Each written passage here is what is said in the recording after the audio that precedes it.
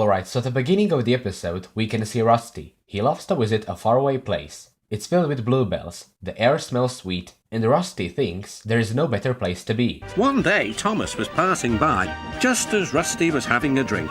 Beep beep! Thomas has Edward's whistle sound. Drink. Beep beep! Beep beep! Good morning, whistled Thomas. Your driver looks a little worried. I wonder... Clarabelle is also facing the wrong way.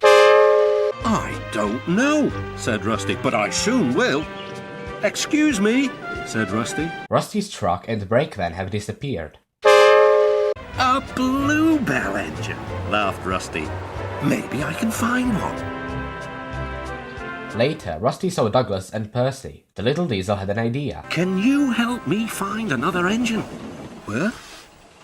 Where you found Oliver? You mean on the other railway? Yes, I'm looking for a bluebell engine, said Rusty, and explained everything. I'd like to help, but these days it's only diesels that go there. Then Rusty decided, so that's where I'll go. Take care, warned Douglas. Rusty told the driver all about the plan. And that night he came back to the shed. The manager says he'll make a home for a bluebell engine if you find one. Right. Dried up glue is visible around Rusty's face. It took them all of the next day to travel to the other railway. Gordon has Doug's whistle sound. Darkness fell and the cold wind blew.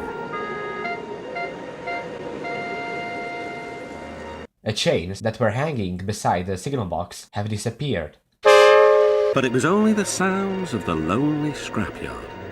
Diesels, silent and still, lined up. Mavis has moved from Rusty's right to behind the diesel. Who are you? Rusty plucked up courage. I'm a shed and sidings inspection diesel. Have you any engines in the shed? No. Rusty rallied again. Then, what about the sidings? One. We have one. Rusty grew braver still. Then I'll just go and inspect. Mavis and the diesel have changed their positions. And Class 40 diesel appeared in front of Boko.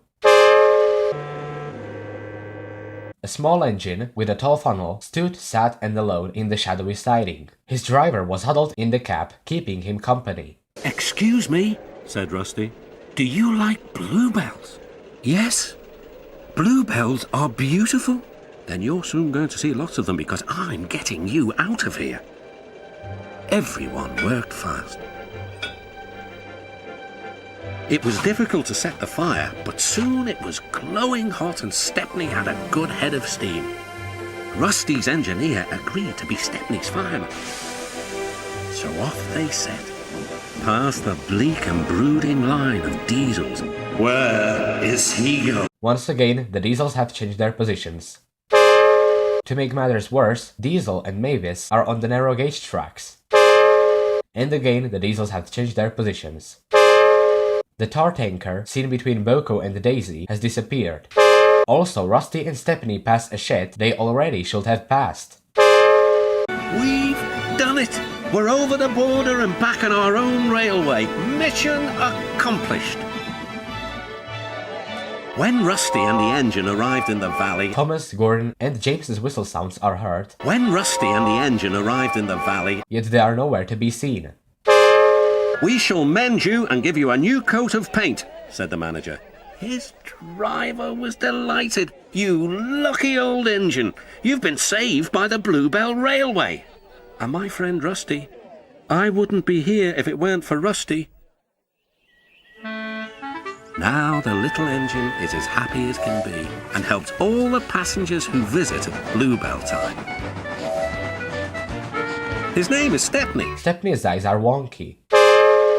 But everyone calls him the Bluebell Engine.